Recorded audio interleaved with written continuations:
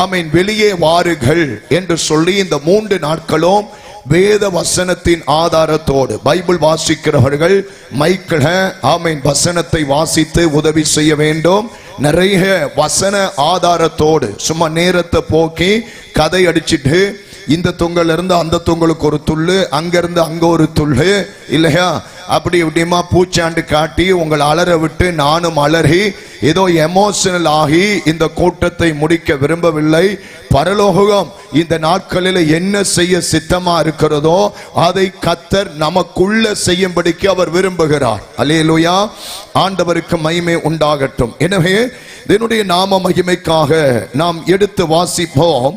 வெளிப்படுத்தின விசேஷம் 18வது அதிகாரம் 4வது வசனத்தை ஒருவர் வாசித்து உதவி செய்க. பின்பு வேறொரு சத்தம் வானத்திலிருந்து உண்டாக கேட்டேன். பின்பு வேற ஒரு சத்தம் வானத்தில் இருந்து உண்டாக கேட்டேன். அது என் ஜனங்களே, அது என் ஜனங்களே, நீங்கள் அவளுடைய பாவங்களுக்கு உடன்படாமலும், நீங்கள் அவளுடைய பாவங்களுக்கு உடன்படாமலும், அவளுக்கு நேரிடும் வாதைகளில் அகப்படாமலும் இருக்கும்படிக்கு, அவளுக்கு நேரிடுகிற வாதையிலே அகப்படாமல் இருக்கும்படிக்கு அவளை விட்டு வெளியே வாருங்கள், அவளை விட்டு வெளியே வாருங்கள். அந்த கடைசி பகுதி அதுதான் இந்த 3 இரவினுடைய செய்தியினுடைய தலைப்பு.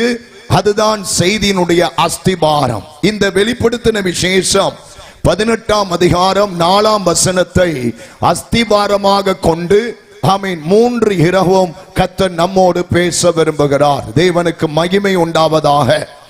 இந்த வாசிக்க கேட்ட இந்த வசனத்தினுடைய கடைசி பகுதியிலே ஒரு வேகத்தை பார்க்கிறோம், ஒரு அவசரத்தை பார்க்கிறோம். இனி காலம் இல்லை, இனி சமயம் இல்லை என்கிற ஒரு சில சத்தியங்கள் அந்த கடைசி பகுதியிலே வெளியே வாருங்கள் என்று சொல்லப்படுகிற அந்த வார்த்தையில ஆமீன் ஸ்தோத்திரம் சில சத்தியங்கள் அங்கே மறைந்திருக்கிறது. அருமையான கர்த்தருடைய பிள்ளைகளே, இன்றைக்கு ஆண்டவர் நம்மை விடுவித்து நம்மை ஆசீர்வதித்து நம்முடைய வாழ்க்கையை கர்த்தர் பலப்படுத்தி நம்முடைய குடும்பத்தை கர்த்தர் ஸ்திரப்படுத்தி ஆமீன் ஸ்தோத்திரம் ஆன்மீக வாழ்க்கையில எழுத்தின்படியான வாழ்க்கையில கர்த்தர் நம்முடைய வாழ்க்கையில நன்மைகளை செய்ய வேண்டுமானால் அதற்கு சில நிபந்தனைகள் இருக்கிறது. நிபந்தனைகளுக்கு உட்பட்டுதான் தேவன் சில காரியங்களை செய்கிறார். அது வேதத்தில் அநேகரை நாம் பார்க்க முடியும், அநேக ஆதாரங்களை நாம் காட்ட முடியும்.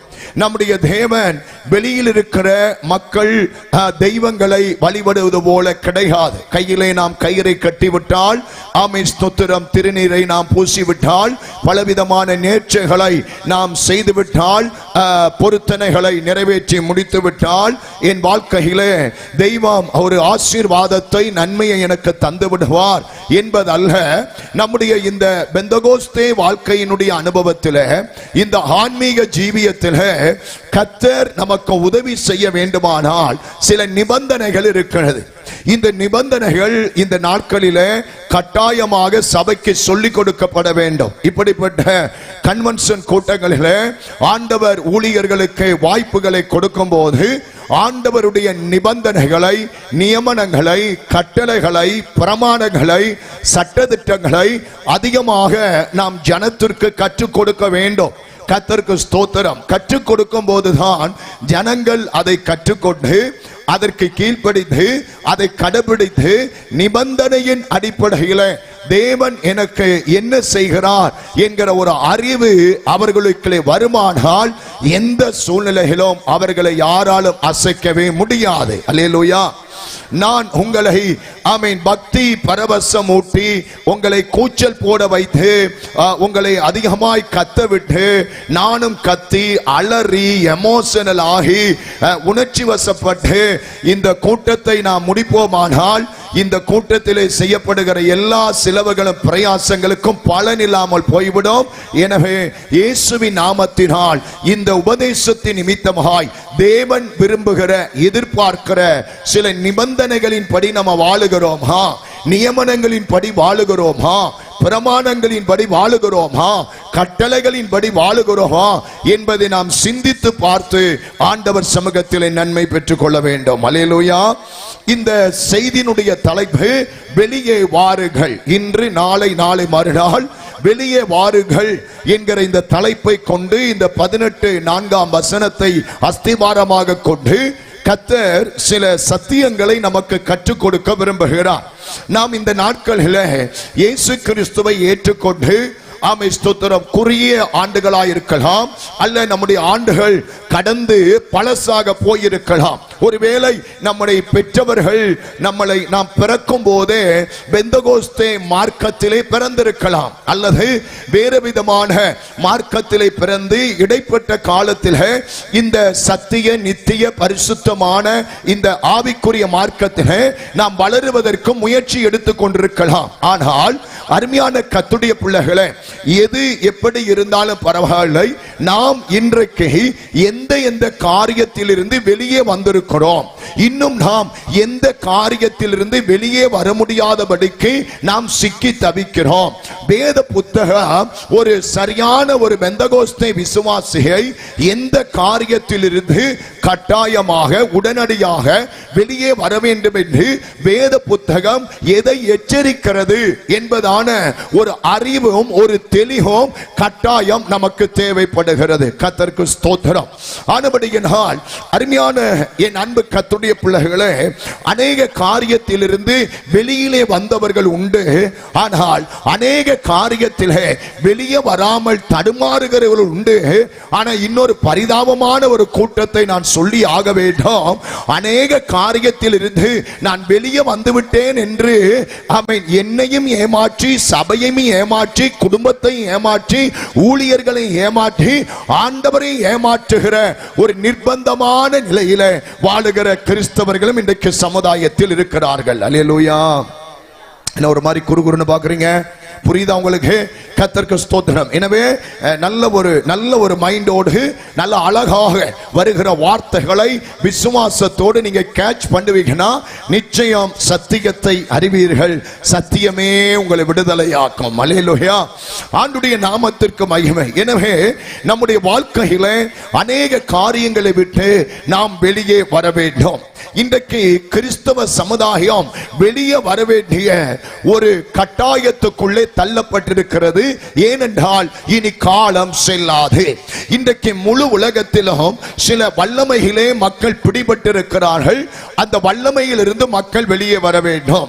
சபைக்குள் இருக்கிற மக்கள் எந்த காரியத்திலிருந்து வெளியே வர வேண்டும், சபைக்கு வெளியிலே இருக்கிற மக்கள் எந்த காரியத்தில் இருந்து வெளியே வர வேண்டும் என்கிற இரண்டு விதமான பகுதிகள் நமக்கு வேதத்தில் இந்த நாட்களிலே வலியுறுத்தப்படுகிறது. அதை கர்த்தர் கற்றுக் கொடுக்க விரும்புகிறார்.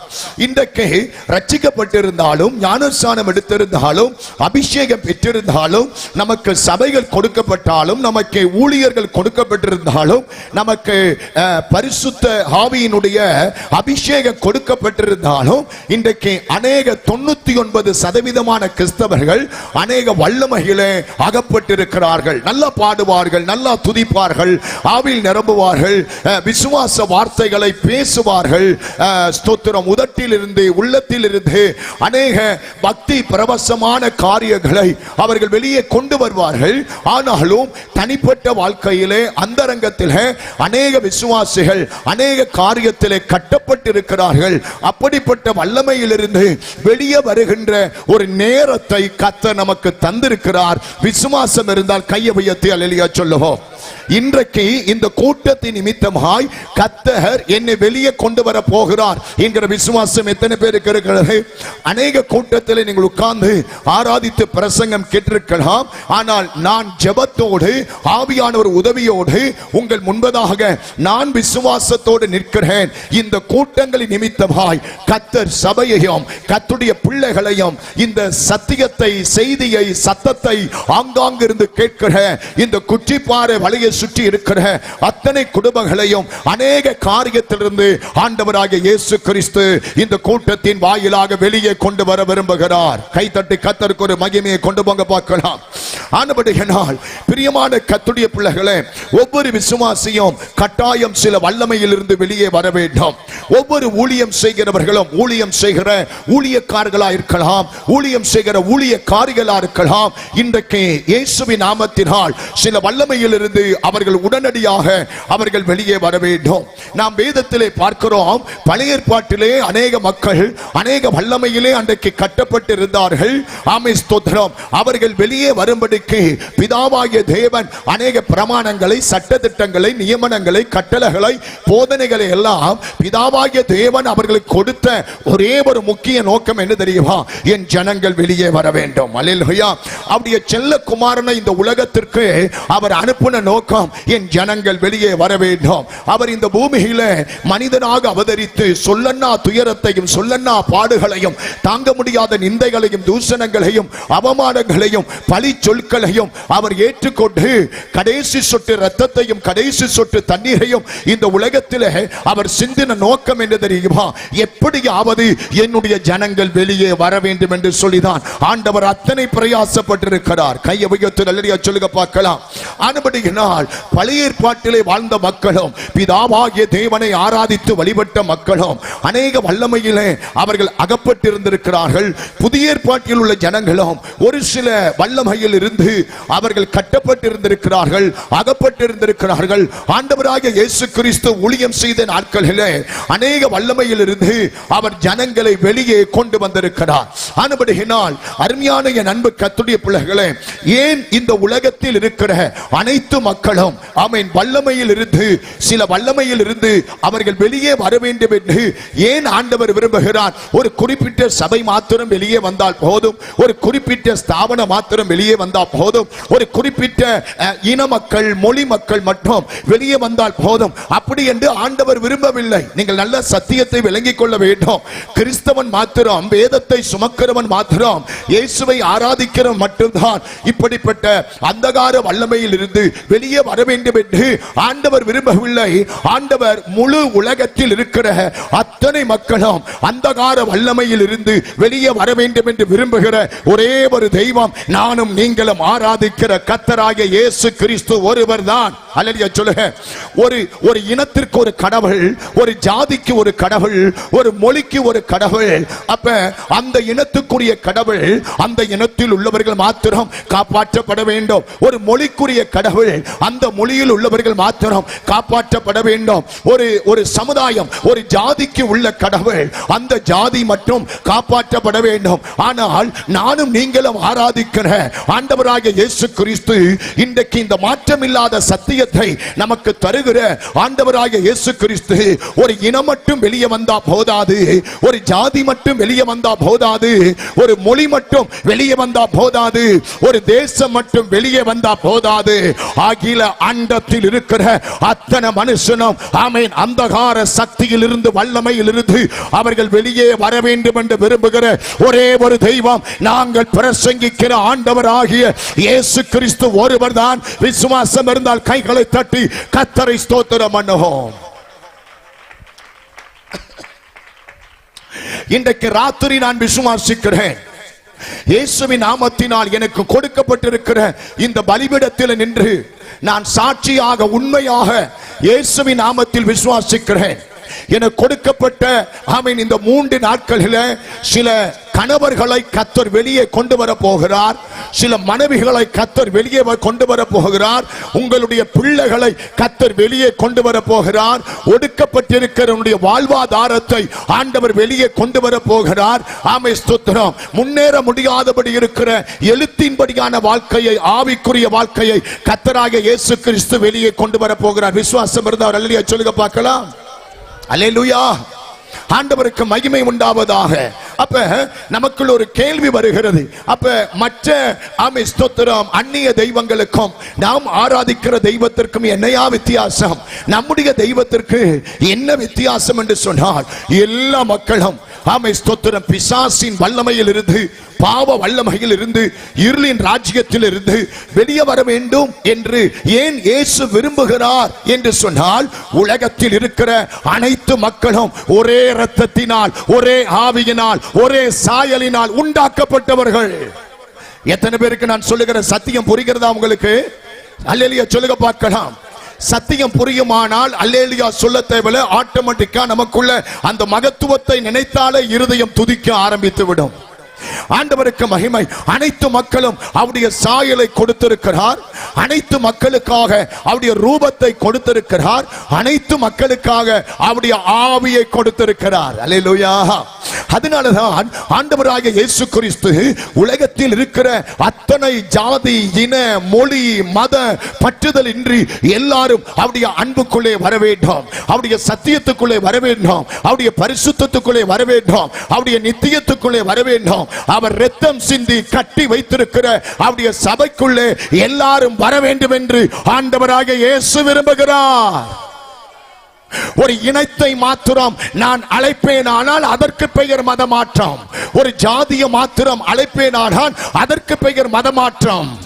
ஒரு தேசத்தை மாத்திரம் அழைப்பேனானால் அதற்கு பெயர் தான் ஐயா மதமாற்றம். ஒரு ஆமை ஸ்தோத்திரம், ஒரு குறிப்பிட்ட மொழியின மக்களை மாத்திரம் நான் அழைப்பேனானால் அதற்கு பெயர் மதமாற்றம். ஐயா, இதற்கு பெயர் மதமாற்றம் அல்ல.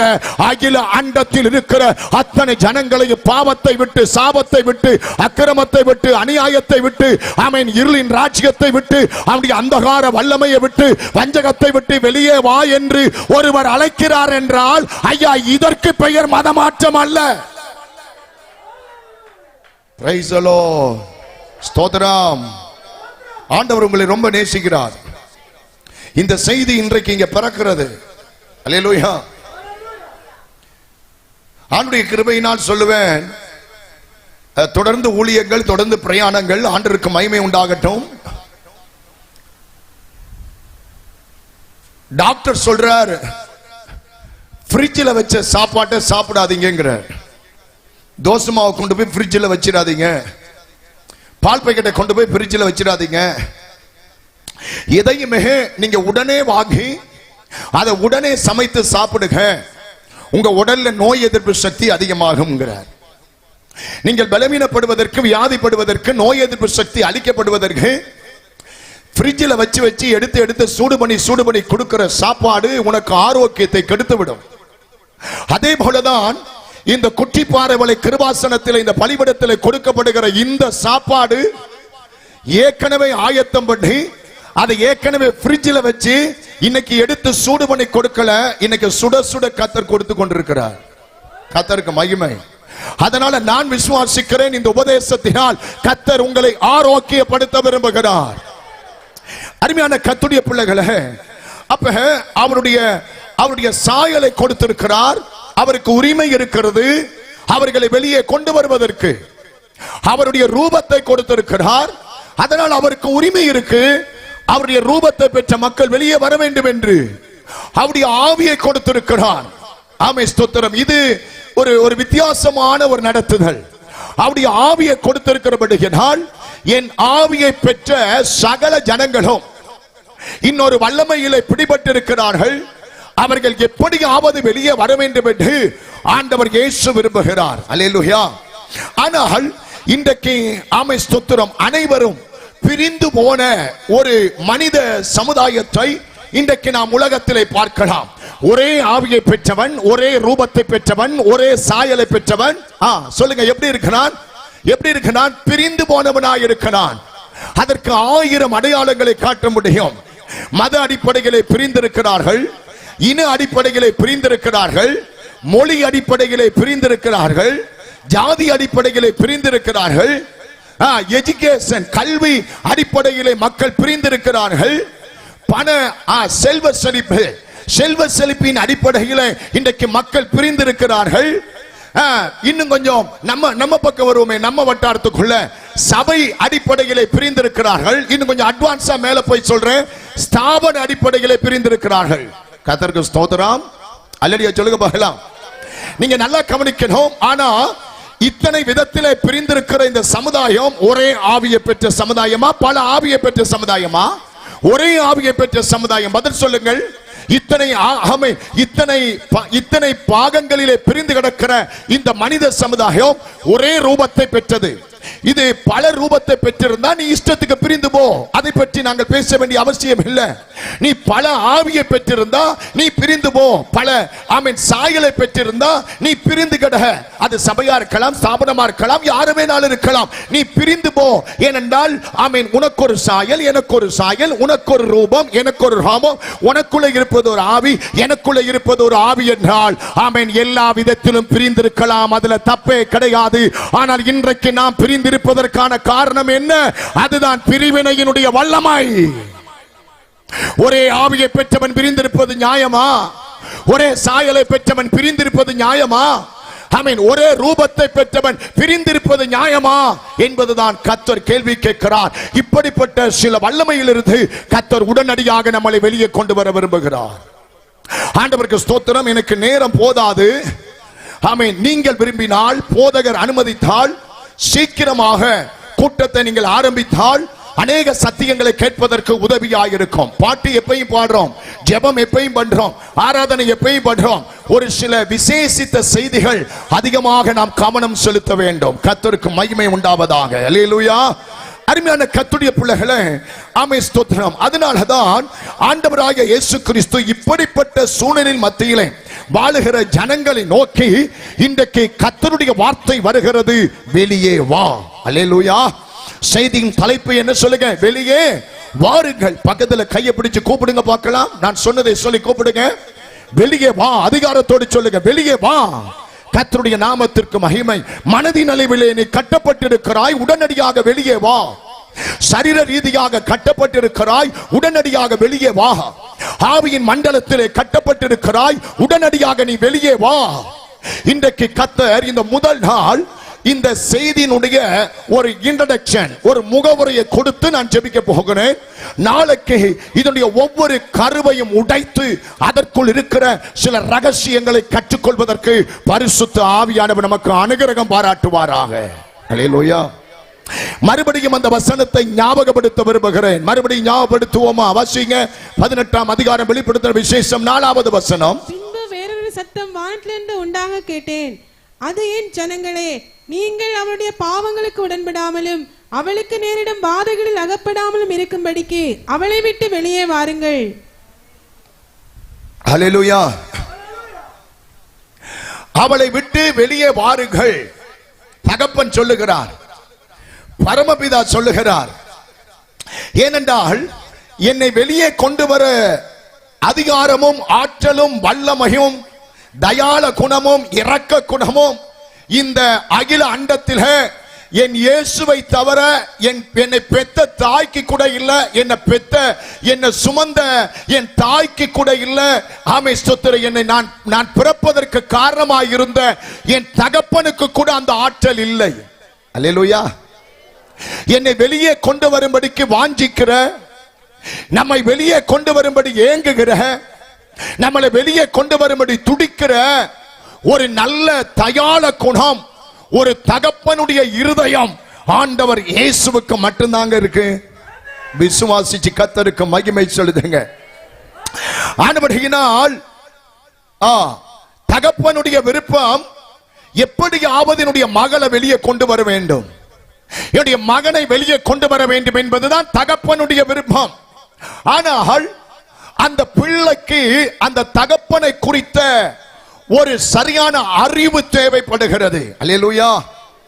எங்க அப்பா யாரு, அவருடைய வல்லமை என்ன, அவருடைய மகத்துவம் என்ன, அவருடைய மகிமை என்ன, அவருடைய ஆற்றல் என்ன, அவருடைய சக்தி என்ன, அவருடைய சுபாவம் என்ன. நீ ஒரு நல்லா புரிஞ்சு கொள்ளுங்க. என் தகப்பனுடைய ஆற்றல், மகிமை, வல்லமை, சுபாவம் என்னவென்று அந்த என்ன என்கிற அறிவு எனக்கு வந்தால் மற்றவர்கள் ஜெபியுங்கள் என்று சொல்ல தேவையில்லை, மற்றவர்கள் பைபிளை படியுங்கள் என்று சொல்ல தேவையில்லை, மற்றவர்கள் சபைக்கு வா வான்னு சொல்ல தேவையில்லை, மற்றவர்கள் கர்த்தரை ஆராதி என்று சொல்ல வேண்டிய அவசியமே இல்லை.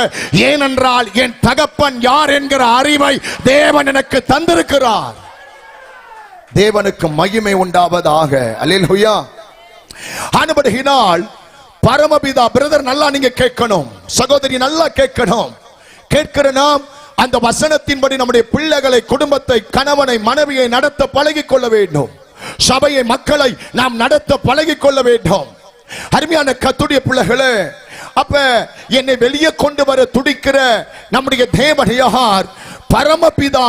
அவர் அன்புள்ளவராயிருக்கிறார். கர்த்தருக்கு ஸ்தோத்திரம். என் பரமபிதாவுக்கு அன்பு இருக்கிறதுங்க. அதனாலதான் என்னை காப்பாற்ற வெளியே கொண்டு வர அவர் துடிக்கிறார். 2, பரமபிதா இரக்கமுள்ளவராயிருக்கிறார். 3வது, நம்முடைய பரமபிதா மன்னிக்கிறவர். பிதா அப்பாவை குறித்த அறிவு தேவை. நம்முடைய பரமபிதா மன்னிக்கிறவராயிருக்கிறார்.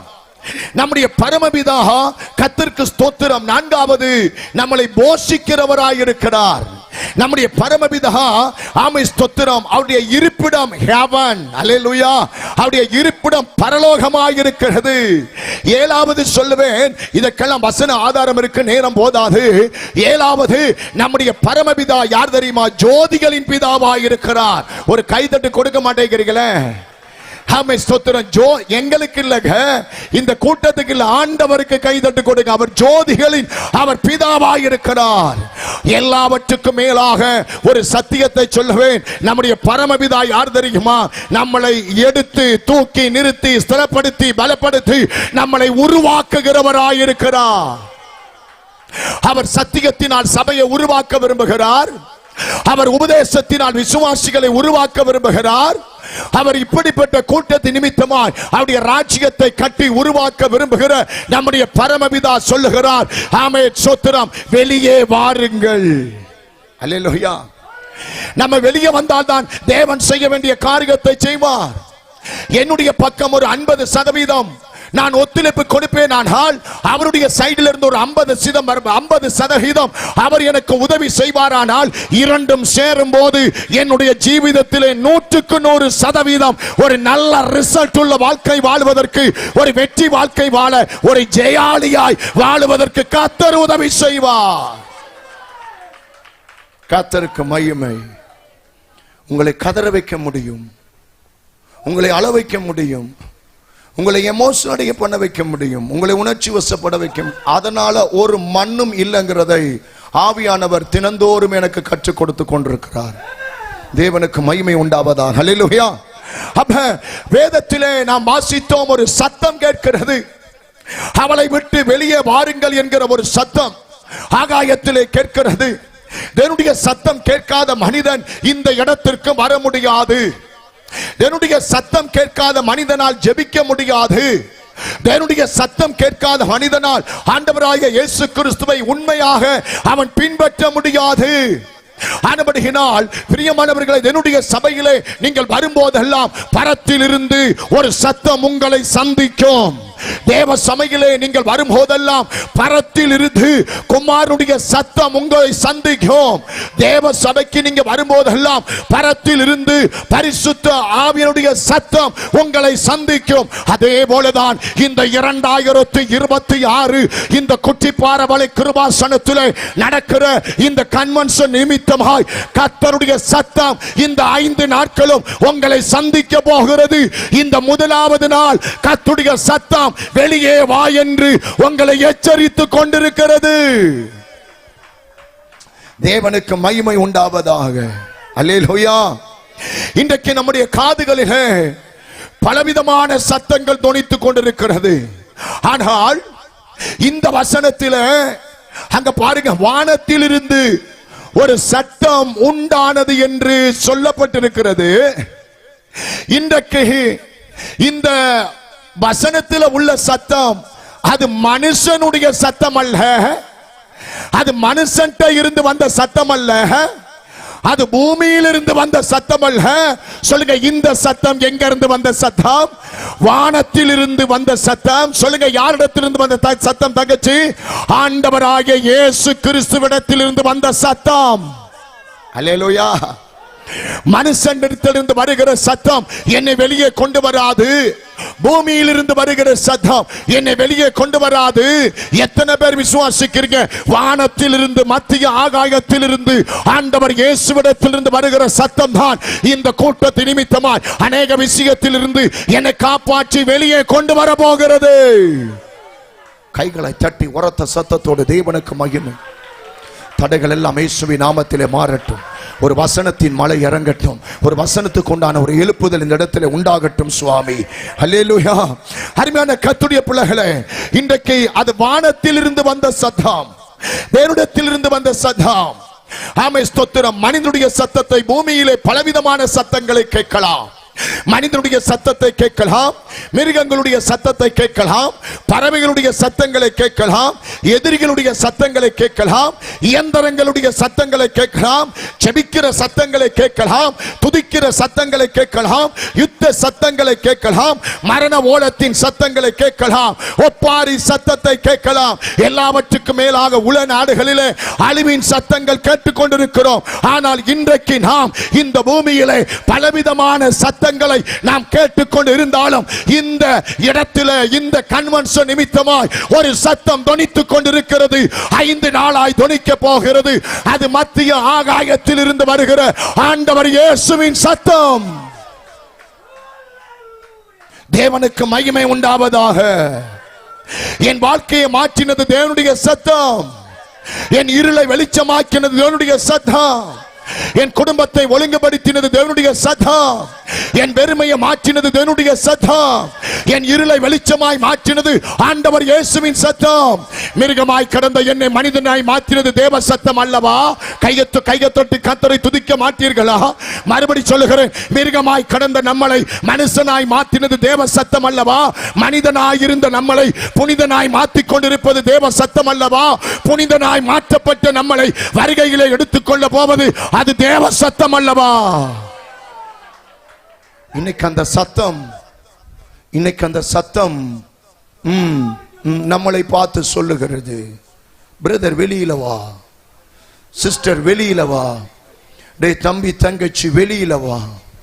நீங்கள் எதிலிருந்து வெளியே வர வேண்டும் என்பது உங்களுக்கு நல்லாவே தெரியும். நான் ஒன்றும் போதிக்க தேவையில்லை, நான் ஒன்றும் சொல்ல தேவையில்லை. அம்மா சொல்ல வேண்டிய அவசியம் இல்லடா தம்பி, அப்பா சொல்ல வேண்டிய அவசியம் இல்லை தங்கச்சி.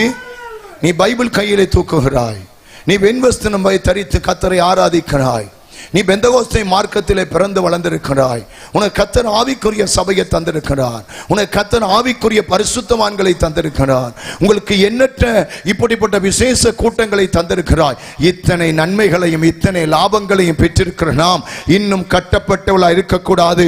இயேசுவின் நாமத்தினால் எழுத்தின் அளவிலும் உள்ளத்தின் அளவிலும் இயேசுவின் நாமத்தினால் இன்றைக்கு நீங்கள் வெளியே வர வேண்டும். அல்லேலூயா.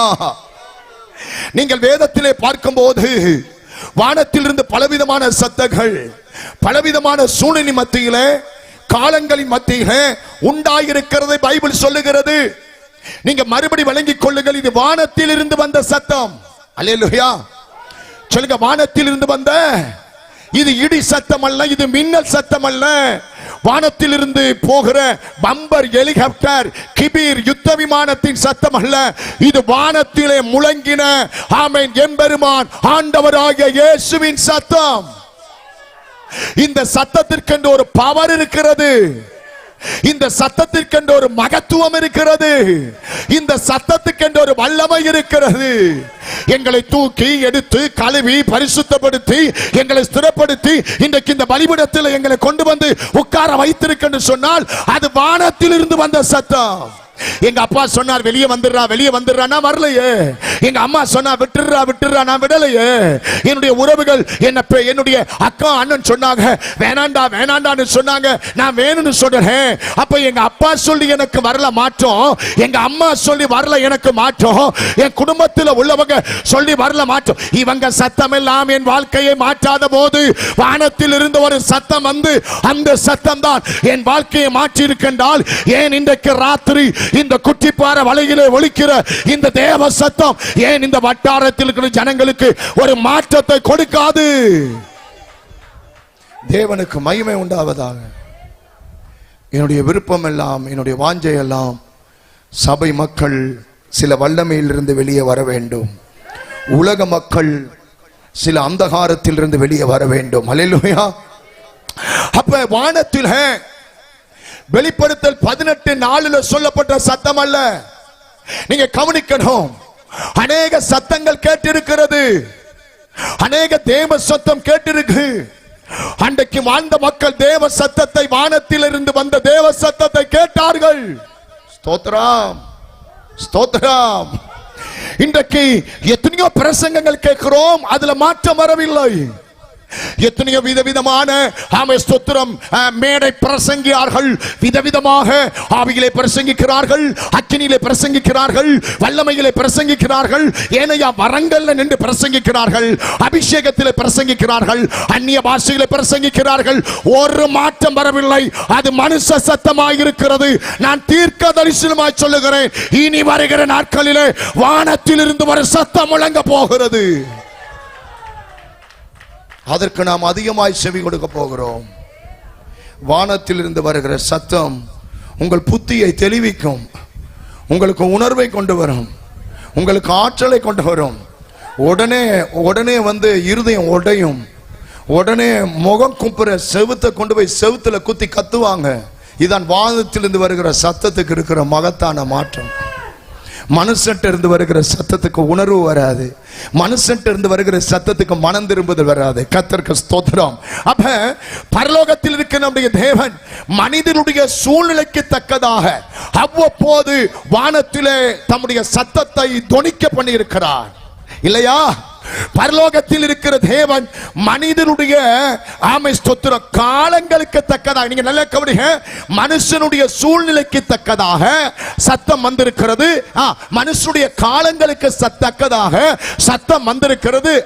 மனுஷனுடைய சந்தர்ப்பங்களுக்கு தக்கதாக சத்தம் வந்திருக்கிறது. மனுஷனுடைய நிலைமைக்கு தக்கதாக வானத்திலிருந்து அவர் தம்முடைய சத்தத்தை அனுப்பி இருக்கிறார். Praise the Lord. ஸ்தோத்திரம். இன்றைக்கு இந்த 5 நாள் கூட்டத்தில் உங்களுடைய சூழ்நிலைக்கு தக்கதாக கர்த்தர் பேச போகிறார். உங்களுடைய சமயத்துக்கு தக்கதாக கர்த்தர் பேச போகிறார். உங்களுடைய நிலைமைக்கு தக்கதாக கர்த்தர் பேச போகிறார். அப்ப வெளிப்படுத்தலே சொல்லப்பட்ட அந்த சத்தமானது கடைசி கால சத்தமாயிருக்கிறது. அல்லேலூயா. வெளியே வா என்கிற சத்தமானது இனி உனக்கு சந்தர்ப்பம் இல்லை, சமயம் இல்லை, காலம் இல்லை, உடனடியாக நீ வெளியே வா என்று சொல்லுகிற கடைசி சத்தமாய் இருக்கிறது. அல்லேலூயா. அப்ப ஒவ்வொரு தன்னுடைய பிள்ளையும் பாவத்தை விட்டு மனம் திரும்பி ஆமென் ஆண்டவர் பக்கமாக திரும்ப வேண்டும், ஆமென் ஆண்டவருக்காக வாழ வேண்டும் என்று சொல்லிதான் பரத்தில் இருந்து நேரடியாக கர்த்தர் மனுஷனோடு பேசுவதற்கு முயற்சி செய்து கொண்டிருக்கிறார். அல்லேலூயா. எத்தனை பேர் விசுவாசிக்கிறீங்க? நேரடியாய் கர்த்தர் என்னோடு பேசுகிறார். விசுவாசிதா கைதட்டி கர்த்தரை ஸ்தோத்திரப்படுங்க. ஏன் ஆண்டவர் நல்ல கவனிக்க நேரடியாய் பேச வேண்டும் என்கிற ஒரு கட்டாயத்திற்கு ஏன் தேவன் தள்ளப்படுகிறார்? ஏன் நேரடியாய் மனுஷனோடு தெய்வமே, கவனிக்கணும், தெய்வமே மனுஷனோடு நேரடியாய் பேச வேண்டும் என்கிற ஒரு நிலைமைக்கு ஏன் அவர் தள்ளப்பட்டார்? ஒரு கேள்வி நமக்குள்ள வருது. அல்லேலூயா. தம்முடைய ஜனங்களை ஆண்டவர் இயேசு தம்பக்கமாய் திருப்ப வேண்டும் என்று விரும்புகிறார். ஆமென் ஸ்தோத்திரம். தம்முடைய ஜனங்களை தம்பக்கமாக ஆமென் ஸ்தோத்திரம் சேர்த்துக் கொள்ள வேண்டும்.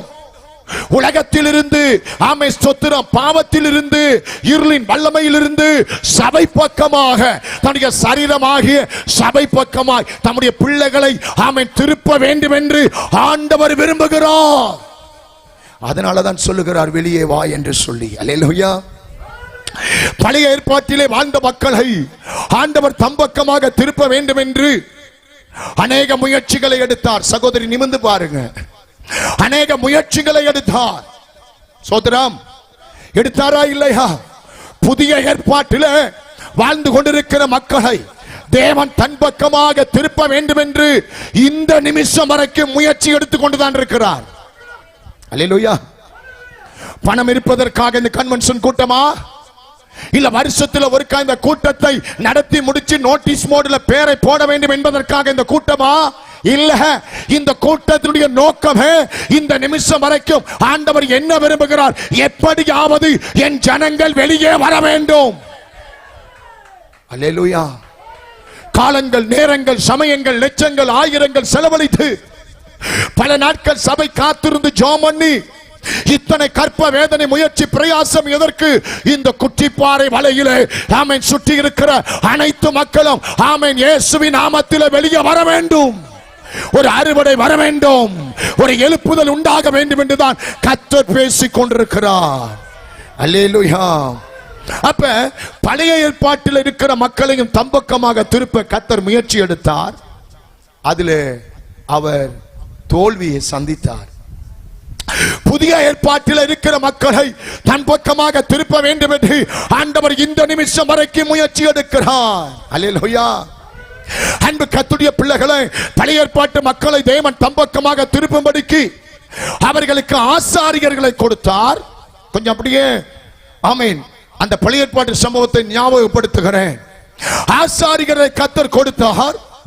பழைய ஏற்பாட்டின் மக்களை தேவன் தம்பக்கமாக திருப்பும்படிக்கு அவர்களுக்கு ராஜாக்களை கொடுத்தார், அவர்களுக்கு நியாயாதிபதிகளை கொடுத்தார், அவர்களுக்கு தீர்க்கதரிசிகளை கொடுத்தார். அல்லேலூயா. நீங்க நல்லா கவனிக்கணும். ஆசாரியர்கள் எதற்கு கொடுக்கப்பட்டார்கள்? எப்படியாவது ஜனங்கள் என் பக்கமாய் திரும்ப வேண்டும். ராஜாக்கள் ஏன் கொடுக்கப்பட்டார்கள்? நியாயாதிபதிகள் ஏன் கொடுக்கப்பட்டார்கள்? தீர்க்கதரிசிகளை ஏன் அனுப்பினார், ஏன் எழுப்பினார் என்றால் எப்படியாவது இந்த ஜனங்கள் என் பக்கமாக என்ன செய்ய வேண்டும்? சொல்லுங்க, திரும்ப வேண்டும். ஆனால் அந்த முயற்சியிலே பரலோகத்தின் தேவனுக்கு தோல்வி வந்தது. நீங்க நல்லா கவனிக்கணும். பரலோகத்தின் தேவனுக்கு என்ன வந்தது? கொஞ்சம் வித்தியாசமா இருக்கும் உபதேசம், ஆனால் நிறைய ரகசியங்களை கர்த்தர் கற்றுக் கொடுக்க விரும்புகிறார். அல்லேலூயா. ஆனால் அன்பு கர்த்தருடைய பிள்ளைகளை, ஆசாரியர்களை கொடுத்தார். அவர்கள் ஆசாரியன் சத்தத்திற்கு கீழ்ப்படியவில்லை.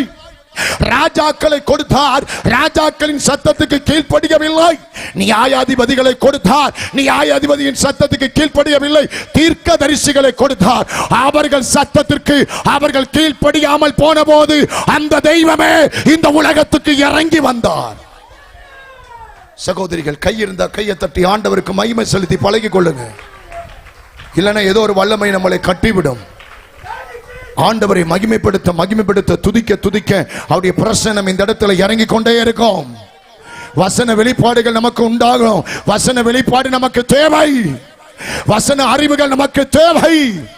ஆமென், ஸ்தோத்திரம். அப்ப ஆமென், அவர்களுக்கெல்லாம் அவர்கள் கீழ்ப்படியவில்லை என்று அவர் தம்முடைய செல்ல குமாரனை ஆமென், ஸ்தோத்திரம், அவர் திட்டம் பண்ணினால் பரலோகம் ஒரு சித்தம், ஒரு விருப்பம் கொண்டது. அவர்கள் ராஜாக்களை ஏமாத்தி விட்டார்கள், தீர்க்கதரிசிகளை ஏமாத்தி விட்டார்கள், ஆசாரியர்களை ஏமாத்தி விட்டார்கள், நியாயாதிபதிகளை ஏமாத்தி விட்டார்கள். இதற்கு பிறகு நான் பொறுமையா இருக்க கூடாது, இதுக்கு பிறகு நான் காத்திருக்க கூடாது. என் சாயலை பெற்றவனை, என் ரூபத்தை பெற்றவனை, என் ஆவியை பெற்றவனை நான் வெளியே கொண்டு வர வேண்டும் என்று இயேசுவே மனிதனாக இந்த அண்டத்தில் இறங்கினார். தேவனுக்கு மகிமை உண்டாவதாக. ராஜாக்கள் இந்த பூமியில வந்து செய்ய முடியாத காரியத்தை என் பரமபிதா இயேசு செய்து முடித்தார். நியாயாதிபதிகள் செய்ய முடியாத காரியத்தை ஆண்டவர் இயேசு செய்து முடித்தார். ஆசாரியர்கள் செய்ய முடியாத காரியத்தை புதிய ஏற்பாட்டில் ஆசாரியன் மெல்கிசேதேக்கின் முறைமையின்படி வந்த பாஸ்டர் இயேசு செய்து முடித்தார். ஏன் இதெல்லாம் செய்து முடித்தார்? என் ஜனங்கள் வெளியே வர வேண்டும். தேவனுக்கு மகிமை உண்டாவதாக. அல்லேலூயா. அருமையான கர்த்தருடைய பிள்ளைகளே, நாம் இன்றைக்கு வெளியே வரும்படிக்கு அவர் நமக்காக கொடுக்கப்பட்டிருக்கிறார். இயேசு கிறிஸ்து இந்த பூமிக்கு வந்த நோக்கம் என்ன? நாம் வெளியே வரும்படிக்கு அவர் நமக்காக கொடுக்கப்பட்டிருக்கிறார். நாம் வெளியே வரும்படிக்கு அவருடைய ரத்தம் நமக்காக கொடுக்கப்பட்டிருக்கிறது. நாம் வெளியே வரும்படிக்கு ஆமென், ஸ்தோத்திரம், அவருடைய மாம்சம் நமக்காக கொடுக்கப்பட்டிருக்கிறது. நாம் வெளியே வரும்படிக்கு பரிசுத்த ஆவியானவர் நமக்காக கொடுக்கப்பட்டிருக்கிறார். அல்லேலூயா. இன்றைக்கு ஆமென், நாம் வெளியே வரும்படிக்கு புதிய ஏற்பாட்டிலே ஆசாரியர்கள் நமக்கு கொடுக்கப்பட்டிருக்கிறார்கள்.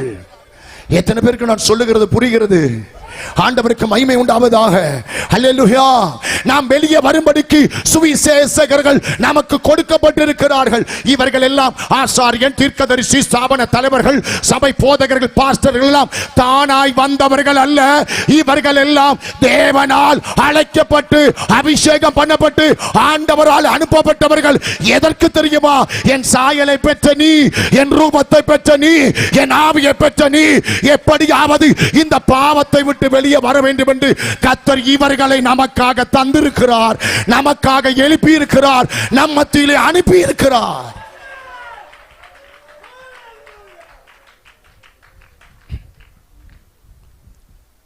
ஒரு போதகர் பைபிளை கையெடுத்துக் கொண்டு நடக்கிறார்.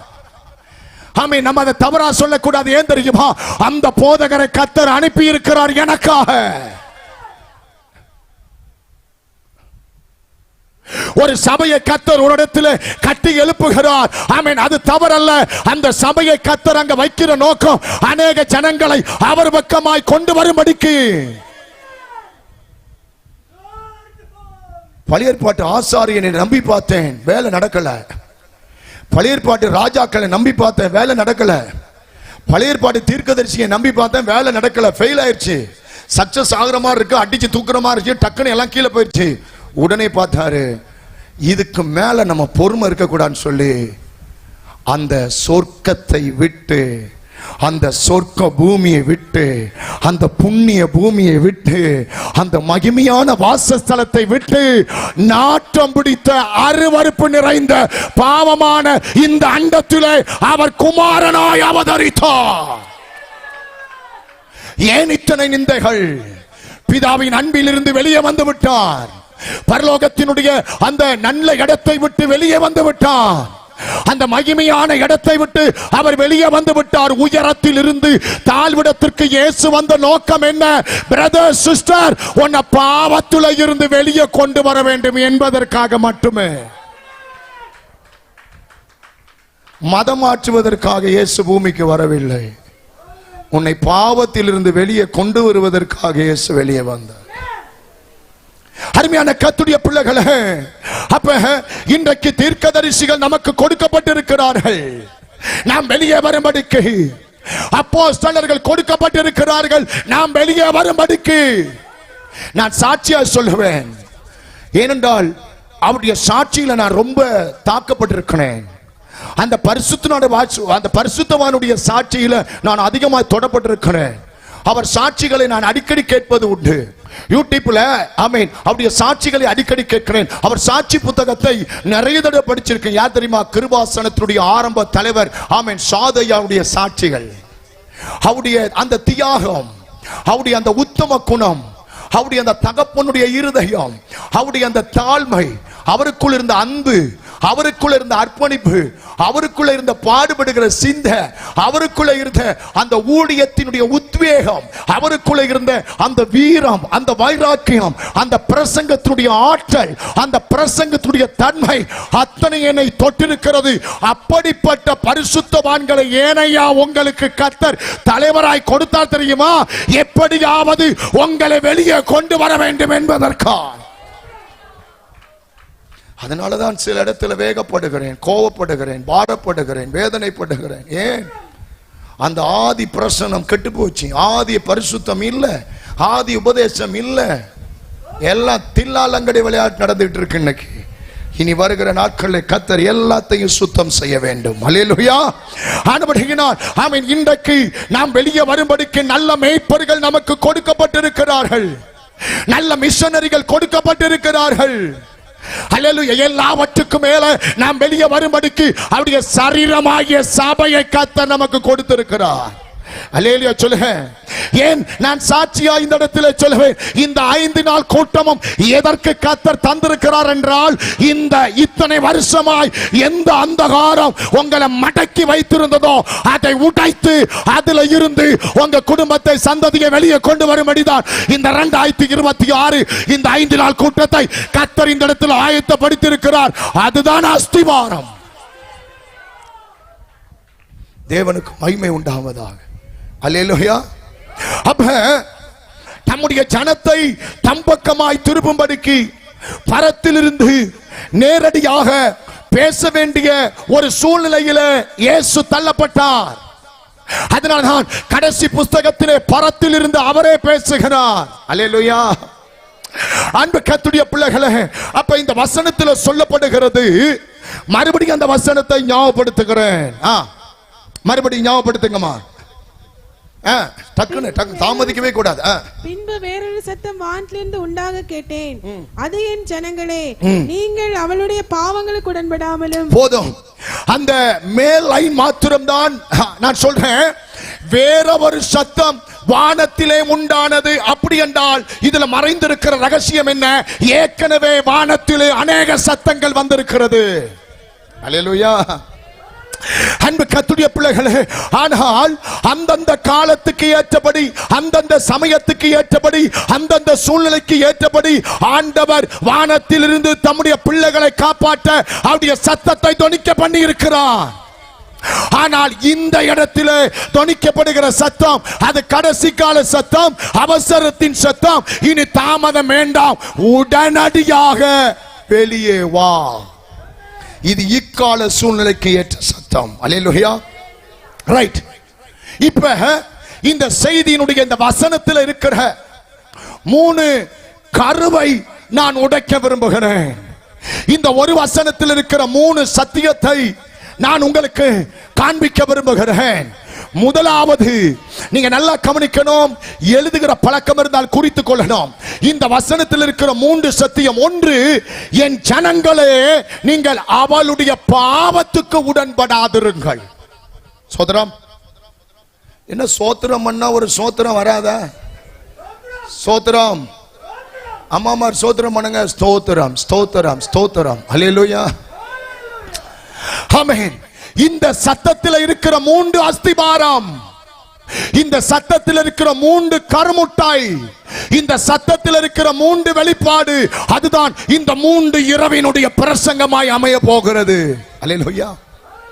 முதலாவது, இந்த சத்தத்தில் இருக்கிற முதல் அஸ்திபாரம், என் ஜனங்களே, நீங்கள் அவளுடைய பாவங்களுக்கு உடன்படாதிருங்கள்.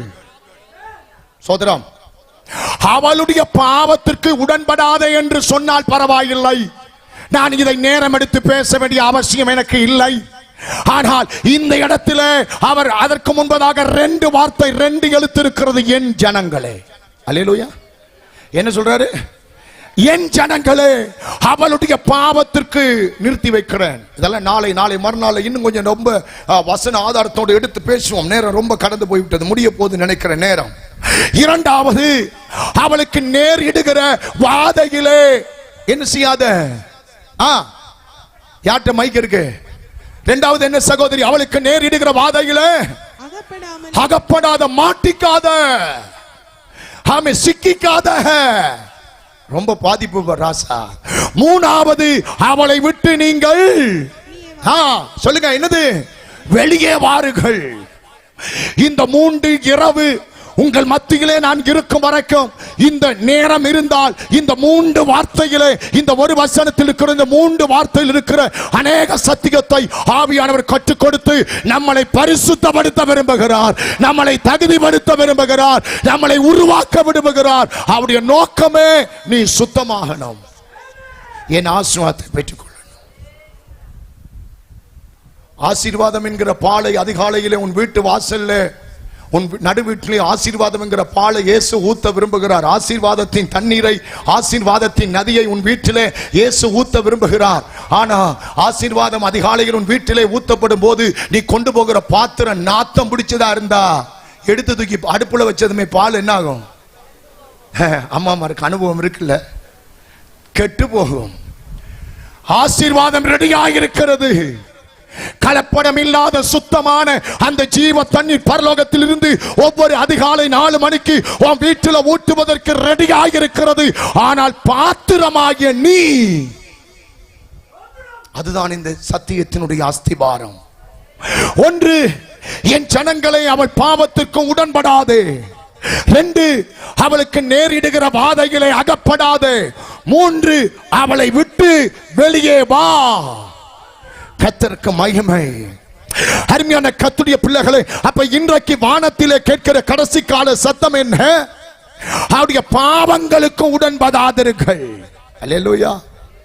அவள் வாதையிலே நீ அகப்படாதிருங்கள். ஆமென். அவளை விட்டு நீங்கள் வெளியே வாருங்கள். கர்த்தருக்கு ஸ்தோத்திரம். இன்றைக்கு இந்த இடத்தில் வந்திருக்கிற உங்களோடு தெய்வம் பேச ஆசைப்படுகிறார். அல்லேலூயா. ரைட். அடுத்து இதெல்லாம் கொஞ்சம் மேலோட்டமாக ஒரு முகமுறையாக நான் முடிச்சிட்டு நாளைக்கு இதை கொஞ்சம் ஆழமாய் போய் தியானிப்போம். அடுத்து இந்த வசனத்துல ஆமென் இருக்கிற இதே வசனத்தில் இருக்கிற அடுத்த 3 சத்தியம். இந்த வசனத்துல முதலாவது இயேசு ஒரு காரணத்தை சொல்லுகிறார். இரண்டாவது இந்த வசனத்தில் இயேசு ஒரு நபரை பற்றி சொல்லுகிறார். மூன்றாவது இந்த வசனத்தில் இயேசு அந்த நபரை விட்டு நீ தாமதிக்காம வெளியே வந்துருன்னு சொல்றார். அன்பு கர்த்தருடைய பிள்ளைகளே, இவைகளை குறித்து நாம் கற்றுக்கொள்ள கர்த்தர் நமக்கு உதவி செய்வாராக. அல்லேலூயா. அதனால்தான் சொல்லுகிறேன், இது பூமியிலிருந்து வந்த மனுஷ சத்தம் அல்ல, இது வானத்திலிருந்து வந்த தேவ சத்தம். அவள் பாவத்திற்கு உடன்படாது, அந்த வாதையிலே அகப்படாது, அவளை விட்டு வெளியே வா. அல்லேலூயா. அன்பு கர்த்தருடைய பிள்ளைகளே, அப்ப இந்த வசனத்திலே அவள் என்று சொல்லப்படுகிற அந்த நபர் யார்? அதை காட்டாமல் நான் பிரசங்கத்தை முடித்தால் இன்றைக்கு ராத்திரி எனக்கு தூக்கம் வராது. ஏற்கனவே பகல் இரவு எங்களுக்கு தூக்கம் இல்லை. அதை காட்டாமல் நான் பிரசங்கத்தை முடித்தால் எனக்கு தூக்கம் வராது. அவள் என்று சொல்லப்படுகிற அந்த நபர் யார்? ஒரு பெண்ணை சம்பந்தப்படுத்தி இந்த வசனத்தில் சொல்லப்படுகிறது. அந்த பெண் யார்? யார் அந்த லேடி? யார் அந்த பெண்? பைபிள் தெளிவாய் சொல்லுகிறது. நம்ம எல்லாருக்கும் தெரிந்த பகுதி தான், அதே அதிகாரம் தான் வெளிப்படுத்தின விசேஷம் 18ஆம் அதிகாரம் 2, 3 ஆகிய 2 வசனங்களை இதனுடைய நாம மகிமைக்காக நாம் வாசிக்க கேட்போம். அவன் பலத்த சத்தமிட்டு மகா பாபிலோன் விழுந்தது விழுந்தது, அது பேய்களுடைய குடியிருப்பும் சகல அசுத்தாவிகளுடைய காவல் வீடும் அசுத்தமும் அருவருப்பும் உள்ள சகலவித பறவைகளுடைய கூடும் ஆயிற்று. அவருடைய வேசித்தனத்தின் உக்கிரமான மதுவை எல்லா ஜாதி குடித்தார்கள். அவளுடைய வேசித்தனமான உக்கிரமான மதுவை எல்லா ஜாதிகளும் குடித்தார்கள். பூமியின் ராஜாக்கள், பூமியில இருக்கிற ஊர் தலைவர், பஞ்சாயத்து தலைவர், எல்லாரையும் சொல்லல, அரசியல் தலைவர், எம்பி, எம்எல்ஏ, முதலமைச்சர், கீழ் மட்டத்தில் இருக்கிறவன், மேல் மட்டத்தில் இருக்கிறவன், பூமியில் இருக்கிற எல்லா ராஜாக்களும் அவளோடு வேசித்தனம் பண்ணினார்கள். பூமியில இருக்கிற வர்த்தகர், தொழிலதிபர், பிசினஸ்மேன், பெரிய பெரிய ஸ்தோத்திரம் ஐஸ்வர்யவான்கள், பண முதலைகள், பண திமிங்கலங்கள் எல்லாம் அவளுடைய வலையிலே சிக்கி தவித்தார்கள். சொல்லுங்க, பூமியில் உள்ள வர்த்தகர், பூமியில் உள்ள வர்த்தகர் அவருடைய செல்வ செருக்கின் மிகுதியினால் ஐஸ்வர்யவான்கள் ஆனார்கள் என்று விளம்பினான். அல்லேலூயா. அவள் என்று சொல்லப்படுகிற அந்த பெண்ணானவள் எதற்கு அடையாளமாய் இருக்கிறார் என்றால், பாபிலோனுக்கு அடையாளமாய் இருக்கிறார். வயா பெண்டிகாஸ்ட், பாபிலோன் பெண்டிகாஸ்ட்ல கிராஸ் ஆகிட்டு இருக்கு. நல்ல சபைகளுக்கு போதகனாய், ஆத்துமாக்களுக்கு தகப்பனாய், ஒரே மனைவிக்கு ஒழுக்கமான வாழ்க்கை வாழுகிற புருஷனாய், 2 மகனை பெத்தெடுத்த தகப்பனாய் என்று உத்தரவாதத்தோடு மக்கள் எப்படி கட்டப்பட வேண்டும் என்கிற அந்த ஸ்தோத்திரம், அந்த பாரத்தோடு நான் கர்த்தருடைய வார்த்தையை கொடுக்க விரும்புகிறேன். தேவனுக்கு மகிமை உண்டாவதாக. என்னை குறித்து சொல்லப்படுகிற குற்றச்சாட்டு வசனத்தின் அடிப்படையில் சுத்திரம் உண்மையை, சத்தியத்தை எடுத்து சொல்லுகிற குற்றச்சாட்டை விட வேற ஒரு குற்றச்சாட்டு இருக்காது. அதுக்காக நான் கர்த்தரை துதித்து நான் ஸ்தோத்திரிக்கிறேன். ஆண்டவருக்கு மகிமை உண்டாவதா. ஒரு சம்பவம் ஞாபகத்துக்கு வருகிறது. கடந்த வருஷத்திலே திருநெல்வேலியிலிருந்து ஒரு போதகர் என்னை கூப்பிட்டார். 3 நாள் வாங்கினார். சரியா, நான் அவங்கள்ட்ட போன் பண்ணி நான் கேட்கிறேன்னு சொல்லிட்டு போனை வச்சுட்டேன். உடனே அங்க போன் பண்ணி கேட்டேன். அவங்க ஐயா முடியாது, அதற்கான ஏற்பாடுகள், விண்ணப்ப கார்டெல்லாம் ரெடி பண்ணிட்டு இருக்கோம். உடனே திருநெல்வேலியில் உள்ள பாஸ்டர் கூப்பிட்டேன். பாஸ்டர் ப்ளீஸ், அந்த 1 நாள் வர முடியாது, 2 நாள். ஐயா இல்லையா, ஆண்டவர் உங்களை காட்டிக்கிட்டே இருக்கிறார். ஆண்டவர் என்ன செஞ்சிட்டு இருக்கிறாரு? ஆண்டவர் உங்களை பாபிலோன் கிராஸ் ஆகுது, ஆண்டவர் உங்களை காட்டிட்டே இருக்கிறார். எங்க ஜெபத்தில் இருக்கும் போதெல்லாம், நான் அதிகாலை 4 மணிக்கு எழும்பும் போதெல்லாம் ஆண்டவர் காட்டுறார். இந்த மனுஷனை கூப்பிட்டு சபையில கூட்டத்தை நடத்தின ஆண்டவர் காட்டுகிறார். ஆண்டவர் காட்டுகிறார்னு சொல்ற நீ உத்தமமும் உண்மையுமான ஊழியக்காரனா இருந்தா நீ பேச்சில சுத்தமா இருக்கணும், பேச்சு மாறக்கூடாது. இவருடைய வார்த்தையில நான் ரொம்ப இம்ப்ரெஸ் ஆயிட்டேன், நான் ரொம்ப தொடப்பட்டேன். ஐயோ, ஆண்டவர் காட்டிட்டாரா, ஆண்டவர் காட்டிட்டாரா அப்படின்னு சொல்லி அந்த ஒரு நாள் மீட்டிங்கு வந்து போன் பண்ணி வேற ஒரு ஏற்பாடு செஞ்சிட்டேன். ஏன்னா ஆண்டவர் இங்க 3 நாளைக்கு காட்டியிருக்கிறாரு. ஆண்டவர் 3 நாளைக்கு திருநெல்வேலியில 3 நாளைக்கு ஒரு பரிசுத்தவானுக்கு ஆண்டவர் என்ன காட்டியிருக்கிறார். ஆண்டவர் காட்டுனதுக்கு கீழ்ப்படிவனா, மனுஷன் விருப்பப்பட்டதை செய்ய போவனா, ஆண்டவர் காட்டியிருக்கிறார் என்று அந்த ஒரு நாள் மீட்டிங் பண்ணிட்டு ஓகே பாஸ்டர் டேட்டை கொடுத்தேன். டேட்டை கொடுத்து நானும் அந்த டேட்டுக்காக சபை மக்கள் எல்லாம் சும்மா இல்லை, சும்மா ஓடி வந்த பிரசங்கம் பண்ணல, அங்க ஒரு கூட்டம் ஜெபத்துல நின்றுகிட்டு தான் இருக்கு. அல்லேலூயா, மக்கள் பிரேயர்ல இருக்காங்க. உடனே எல்லாம் ஜோமணி ஆயத்தமாகி ஆண்டவர் காட்டிட்டார். அவரும் எல்லா ஏற்பாடெல்லாம் செஞ்சு டேட்டு வாங்கி ஒரு 30-35 நாள்ல போன் பண்ணாரு. ஐயா மன்னிச்சு கொள்ளுங்க, உங்களை கூப்பிடக்கூடாது என்று மேலிடத்திலிருந்து உத்தரவு வந்து விட்டது என்றாரு. என்னையா நீ சொன்ன? போன மாசம் யார் காட்டினா சொல்லு, யார் காட்டினா? ஆண்டவர் காட்டினார். சத்தியத்தை உண்மையை சொல்றேன், ஆண்டவர் காட்டினார் சொல்றேன். இப்ப என்ன ஆண்டவர் காட்டுனா நீ என்ன செய்யணும்? ஆண்டவர் காட்டுறதுக்கு தாயா நீ செவி சாய்க்கணும். ஆண்டவர் சொன்னா ஆண்டவர் சொன்னதுக்கு தான் செவி சாய்க்கணும். கையை வைத்து அல்லேலூயா சொல்லுங்க. ஆமென். நாம் அழைக்கப்பட்ட தேவ கிருபையில நாங்க தைரியமா நிற்கிறோம். எப்படியாவது ஆமை ஸ்தோத்திரம், கலப்படம் இல்லாத ஒரு சரியான ஆரம்ப பெந்தகோஸ்தையை, அந்த உபதேசத்தை மறுபடி சபையில விதைத்து அப்படி கட்டி எழுப்ப வேண்டும் என்கிற ஒரு ஆமென் ஒரு பாரத்தோடு நாங்க நிற்கிறோம். அல்லேலூயா. பாபிலோன், சபைக்குள்ள பாபிலோன் வந்துருச்சு, ஊழியத்துல பாபிலோன் வந்துருச்சு. விசுவாசி வீட்டு வாசல்ல கிராஸ் ஆகிட்டு இருக்கியா பாபிலோனின் வல்லமை. அவள் என்று சொல்லப்படுகிற பெண் ஆள் எதற்கு அடையாளமாய் இருக்கிறார் என்றால் பாபிலோனுக்கு அடையாளமாய் இருக்கிறார். பாபிலோன் என்றால் விழுந்து போன ஒரு நிலைமை. அடுத்து பாபிலோன் என்றால் பேய்களுடைய குடியிருப்பு. அடுத்து மூன்றாவது பாபிலோன் என்றால் அசுத்த ஆவிகளுடைய காவல் வீடு. எங்க பாக்குறீங்க? அங்கதான் இருக்கு அந்த வசனத்துல, அசுத்த ஆவிகளுடைய காவல் வீடு. நாலாவது பாபிலோன் என்றால் அருவருப்புகளின் கூடு. ஐந்தாவது பாபிலோன் என்றால் மது வேசித்தனத்தின் பட்டணம். ஆறாவது பாபிலோன் என்றால் மதுபானத்தின் பட்டணம். ஏழாவது பாபிலோன் என்பது கனமுள்ளவனை பரிசுத்தவான்களை கீழே விழுத்துகிற வல்லமை. இதுக்கு பேர் தான் என்னது சொல்லுங்க? ஆண்டவராக இயேசு கிறிஸ்து சொல்லுகிறார், அந்த பாபிலோன வல்லமையை விட்டு நீ வெளியே வா. அல்லேலூயா. விழுந்து போன நிலைமையில் இருந்து இயேசுவின் நாமத்திலே வெளியே வாருங்கள். கர்த்தர் இந்த ஜெபத்தை கேட்பாராக. பேய்களுடைய குடியிருப்பை விட்டு இயேசுவின் நாமத்திலே வெளியே வாருங்கள். அசுத்த ஆவிகளுடைய காவல் வீடை விட்டு இயேசுவின் நாமத்திலே வெளியே வாருங்கள். அருவருப்பின் கூடுகளை உடைத்து இயேசுவின் நாமத்திலே வெளியே வாருங்கள். வேசித்தனத்தை விட்டு இயேசுவின் நாமத்திலே வெளியே வாருங்கள். மதுபானத்தை விட்டு இயேசுவின் நாமத்திலே வெளியே வாருங்கள். உன்னையும் உன் சந்ததியையும் கீழே தள்ளுகிற அந்த வல்லமையை விட்டு வெளியே வாங்கள் என்று சொல்லி வானத்திலிருந்து ஒரு சத்தம் வருகிறது. அல்லேலூயா. அன்பு கர்த்தருடைய பிள்ளையே, ஓ ஸ்தோத்திரம். ஒருவேளை நீ வெளியே வர தவறுவாயானால் அவளுக்கு நேரிடுகிற அந்த சாவுல, அந்த வாதையில, அந்த வியாதியில, அந்த அழிவுல நீ மாட்டிக்குவ. ஒருத்தனாலும் உன்னை காப்பாற்ற முடியாது. இது வானத்திலிருந்து வருகிற சத்தம். வெளியே வா, பாபிலோனின் ஆவியை விட்டு வெளியே வா. பாபிலோனிய இன்னைக்கு கொஞ்சம் அப்படி மேலோட்டமா அந்த சிலபஸினுடைய ஒவ்வொரு பகுதியை தான் சொல்றேன். நாளைக்கு தான் அந்த சிலபஸுக்குள்ள போறோம். இப்போ அட்டவணை தான் நான் பிரசங்கம் பண்ணிட்டேன். இந்த வெளியே வா என்கிற செய்தியினுடைய அட்டவணை தான் நாளைக்கு.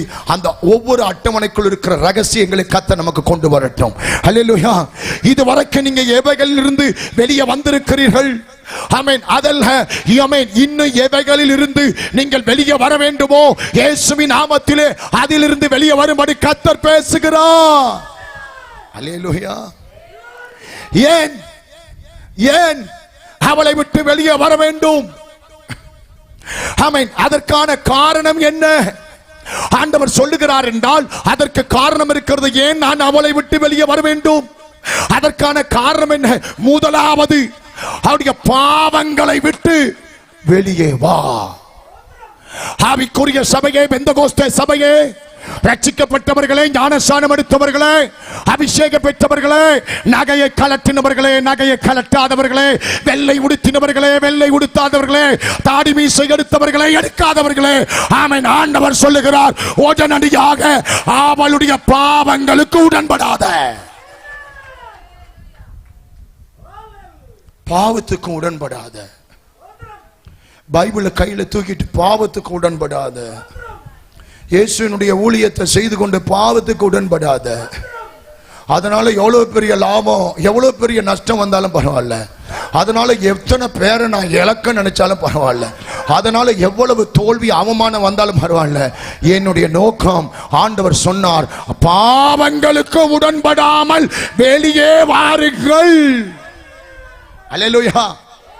ஒரு மனிதன் பாவி என்று உணரும் போதுதான் அவன் பாவத்தை ஒத்துக்கொள்ளுவான். இந்த உலகத்தில் மனுஷன் ஒத்துக்கொள்ளாத ஒரு தன்மை எது தெரியுமா? இங்க கவனிங்க பிரதர், நீங்க பாவம் செய்றீங்க, ஒத்துக்கொள்ள முடியாது. சிஸ்டர், பாவம் செய்றீங்க, ஒத்துக்கொள்ள முடியாது. ஆசீர்வாதத்தை பத்தி பேசினால் கையை தட்டுவோம். ஓ ஸ்தோத்திரம், அருள்மலை வருகிறது, கொடுமலை வருகிறது, வாழாக மாட்ட, கீழாவ, ஆன பூனை கழுது, இதெல்லாம் பொய்யா, இதெல்லாம் பொய். இதெல்லாம் நான் நம்ப மாட்டேன். இதோ கர்த்தர் ஆணையை தர போறாரு, பூனையை தர போறாரு, ஆட்டை தருவார், மாட்டை தருவார், பங்களா தருவார். முதலாவது உன் பாத்திரம் சுத்தமா இருந்தா தருவார். அல்லேலூயா. தருவார். நீ வெளியில இருக்காம, ஆமென், உள்ள இருந்தா எப்படி தருவார்? நேற்று நான் வந்து கொண்டிருக்கும் போது ஒரு சகோதரன் போன், லைவ் போகுதா பிரதர்? நேற்று ஒரு சகோதரன் போன் பண்ணார். இந்த கண்கா இந்த காட்டி கொடுக்கிறது தான் நமக்கு பெரிய டேஞ்சரா இருக்கு. பரவாயில்ல, மக்களுக்கு வார்த்தைகள் போகட்டும். ஆமீன், ஸ்தோத்திரம். எத்தனையோ பார்த்தாச்சு. ஆமீன். ஒரு சகோதரன் போன் பண்ணார். அவர் நிறைய காரியத்தில் அகப்பட்டிருக்கிறார், நிறைய காரியத்தில் மாட்டிட்டு இருக்கிறார். ஒரு சரியான, இன்னும் அவரை குற்றப்படுத்தல அறியாமல் இன்னும் சரியான ஒரு பெந்தகோஸ்தே அனுபவம் வரல, ஒரு பரிசுத்த ஜீவிதம், ஒரு அர்ப்பணிப்பு வரல. சொன்னார், நாங்கள் ஞாயிற்றுக்கிழமை சபையில் இருக்கும்போது ஒரு விசேஷ பாஸ்டர் வந்தார். அவருடைய வாழ்லிருந்து தீர்க்க தரிசனமான வார்த்தை புறப்பட்டு வந்தது. ஆமென். வருகிற ஜூன் மாதத்திலே நீ நினைத்த காரியங்கள் உனக்கு நடக்க போகிறது. ஜூன் மாதத்தில் கை கூடுனதெல்லாம் உனக்கு கிட்ட போது வரப்போகுதுன்னாரு. ஆச்சாடி பூச்சாடின்னு சொன்னாரு. அப்ப எனக்கு தான் தெரியும், ஆமேன், இந்த மனுஷனுக்கு ஜூன் மாதம் இல்ல, 2026 ஜூன் அல்ல, ஆமேன், 50 வருஷம் 50 ஜூன் வந்தாலும், ஆமேன், அவன் நினைத்தது நடக்கணும்னா அவன் கட்டப்பட்டதுல இருந்து வெளியே வரணும். அவன் மாட்டிக்கிட்டதுல இருந்து வெளியே வரணும். அவன் எந்த பாவத்திற்கு இந்த நிமிஷம் வரைக்கும் உடன் போறானோ அதுல. அப்ப நம்முடைய நோக்கம் எல்லாம் என்ன தெரியுமா? ஜனங்களை ஆசீர்வதிக்க வேண்டும், ஜனங்களை விடுவிக்க வேண்டும், ஜனங்களுக்கு ஆசீர்வாத வார்த்தை கூற வேண்டும். அதை நான் இல்லவென்று சொல்லவனே. ஆனா சரியான அஸ்திபாரம் என்னன்னா, ஜனங்கள் எதுல மாட்டிட்டு இருக்காங்களோ அதுல இருந்து வசனத்தின்படி அவர்கள் கட்டுகளை அவுத்து அவர்களை வெளியே கொண்டு வர வேண்டும். அதற்கு பிறகு ஆசீர்வதிக்கிறவர் நான் அல்ல, என்ற தெய்வம். அல்லேலூயா. அருமையான கர்த்தருடைய பிள்ளைகளே, அப்ப இன்றைக்கு ஆமென், பாவி என்று சொன்னால் ஒத்துக்கொள்ள முடியாது. பாவி என்றால் ஏற்றுக்கொள்ள முடியாது. அன்பு கர்த்தருடைய பிள்ளைகளே, ஒரு மனுஷனால் இன்றைக்கு ஏற்றுக்கொள்ள முடியாத காரியம் என்ன? பிரதர், நீங்க இதை தப்பு பண்றீங்க, அது ஏற்றுக்கொள்ள முடியாது. ஆமென். விசுவாசி பிரதர், சிஸ்டர், இந்த தப்பு பண்றீங்க, ஆமென், அந்த இடத்துல ஏற்றுக்கொள்வது போல பம்முனாலும் பதுங்கினாலும் மனதளவுல ஏற்றுக்கொள்ள முடியாது. அருமையான கர்த்தருடைய. ஆனா இன்றைக்கு பரலோகத்திலிருந்து வருகிற சத்தம், மற்றவர்கள் செய்கிற பாவத்துக்கு உடன்படாதே, அவளுடைய பாவத்துக்கு உடன்படாமல் வெளியே வா. அது என்ன என்பதை தேவன் நமக்கு கற்றுத் தருவார். அல்லேலூயா. ஒரு கணவன் மனைவியை பார்த்து, ஆமென், ஸ்தோத்திரம், பாவி என்றால் உணர்வுள்ள மனைவி, அவள் வந்து, ஆமென், ஸ்தோத்திரம், உணர்வடைந்து அவள் திருந்துவாள். உணர்வில்லாவிட்டால் கணவன் மேலே கோபப்படுவாள். மனைவி கணவனை பார்த்து என்னங்க நீங்க செய்கிறது பாவம் உணர்வு இருந்தால் அவன் அதற்கு கீழ்ப்படிந்து மனம் திரும்புவான், இல்லாவிட்டால் மனைவி மேல கோபப்படுவான். அம்மா அப்பா பிள்ளைகளை பார்த்து டேய் தம்பி மக இந்த காரியத்தில் பாவம் செய்கிற உணர்வுள்ள பிள்ளைனா உடனே கீழ்ப்படியும், உணர்வில்லாத பிள்ளைனா அம்மா அப்பா மேல கோபப்படும். ஒரு போதகர் மேடையில் இருந்து மக்களுடைய பாவத்தை கண்டித்து உணர்த்தால், உணர்விருந்தால் அவர்கள் கேட்டு கீழ்ப்படிவார்கள், உணர்வில்லாவிட்டால் அந்த போதகரையும் அவர் செய்கிற பிரசங்கத்தையும் அவர்கள் குறை கூறுவார்கள். ஆனால் கடைசி காலத்தில் வானத்திலிருந்து வருகிற சத்தம் என்ன தெரியுமா? அவருடைய பாவங்களுக்கு உடன்படாதே. அல்லேலூயா. இன்றைக்கு ஒரு கூட்ட கிறிஸ்தவர்கள் மனிதர்களை பாவி என்று சொல்லுகிறது, ஒரு கூட்ட சபைகள் மனிதர்களை பாவி என்று சொல்லுகிறது, ஒரு கூட்ட ஊழியர்கள் மனிதர்களை பாவிகள் என்று சொல்லுகிறார்கள். இந்த உலகத்தில் இருக்கிற ஒரே மனிதனால் எப்படி இந்த உலகத்துக்கு பாவம் வந்ததோ அதே போல ஒரே தெய்வத்தால தான் இந்த உலகத்திற்கு மீட்பு வந்தது. மீட்பு இன்னும் வரப்போகிறது. விசுவாசம் இருந்தா கை தட்டி ஒரு அல்லேலூயா சொல்லுங்க பார்க்கலாம். அல்லேலூயா. எல்லாரும் பாவிதான். ஆமே ஸ்தோத்திரம். என்றைக்கு மனிதன் விழுந்தானோ அன்றையிலிருந்து மனுஷன் பாவிதான்.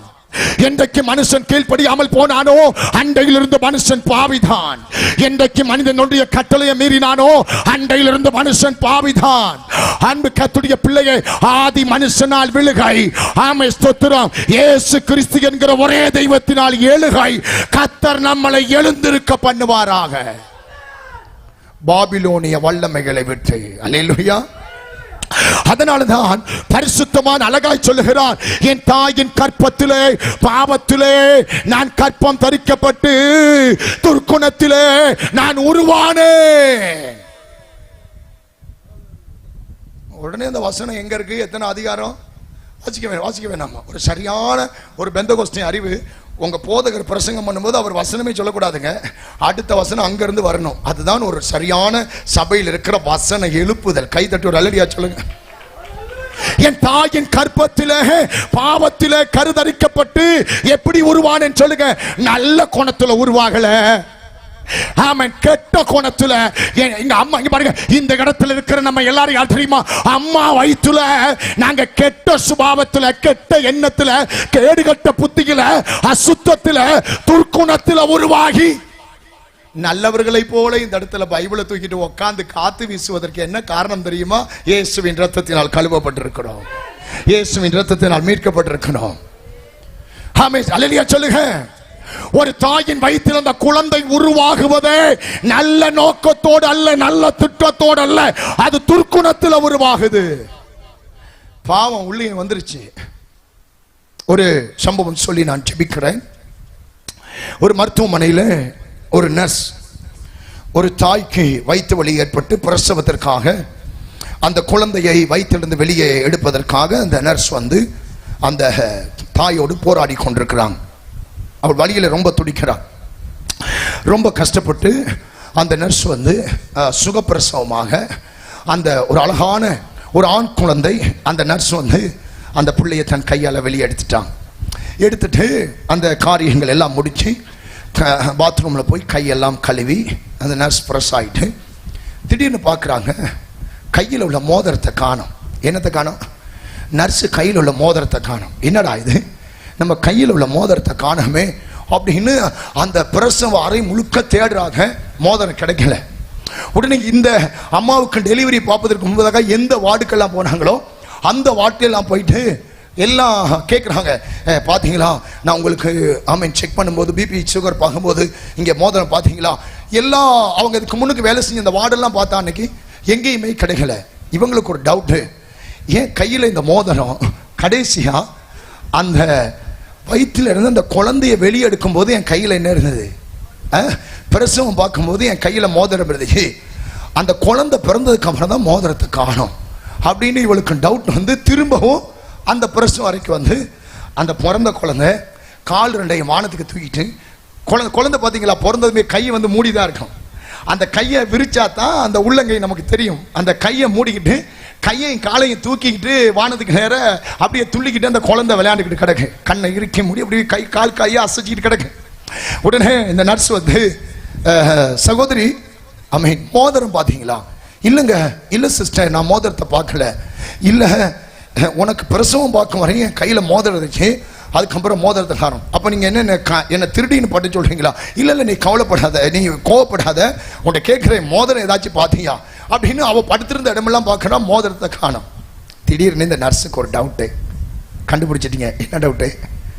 குழந்தை கையை பார்ப்போன்னு ஒரு கையை விரிச்சு பார்த்தா அந்த குழந்தை கைக்குள்ள மோதிரத்தை வச்சிட்டு இருக்கு. பிள்ளை பிறந்து 3 நிமிஷம், கைக்குள்ள என்ன வச்சிருக்கு? மோதிரத்தை வச்சுட்டுங்க. உடனே இந்த நர்ஸ் அந்த மோதிரத்தை மெதுவாக எடுத்துட்டு அந்த தாயிட்ட கேட்டா, அம்மா நீ என்ன வேலை செய்கிற? நான் வேலை செய்யலை, நான் வீட்டில் வந்திருக்கிறேன். ரைட். இந்த பிள்ளையினுடைய அப்பா, உன் புருஷன் என்ன வேலை செய்கிறார்? அவர் சாதாரண கூலி வேலை. ஏய், உண்மையை சொல்லுவோம், இந்த பிள்ளைய பெற்ற அப்பா என்ன வேலை செய்கிறார்? அதட்டி கடைசினா இவனுடைய அப்பா பஸ்ஸில் பிக் பாக்கெட் அடிக்கிறாரு. அப்பா பஸ்ஸில் 35 வயசுல பிக் பாக்கெட் அடிக்கிறான். அந்த அப்பாவுக்கு பிறந்த பிள்ளை 3 நிமிஷத்துல நர்ஸ் கையில் இருக்கிற மோதிரத்தை அடிச்சிட்டான். எப்படி இவனுக்கு நர்ஸ் கையில் இருக்கிற மோதிரத்தை அடிக்க வேண்டும் என்று யார் சொன்னது? யார் சொல்லி கொடுத்தது? டேய் தம்பி, 1.25 லட்சம் தாண்டிருச்சுடா, அது அரை போன. யார் சொன்னது? அன்பு கர்த்தருடைய பிள்ளை, இதுதான் பாவத்தின் உச்சகட்டம், இதுதான் பாவத்தின் கொடூரம்.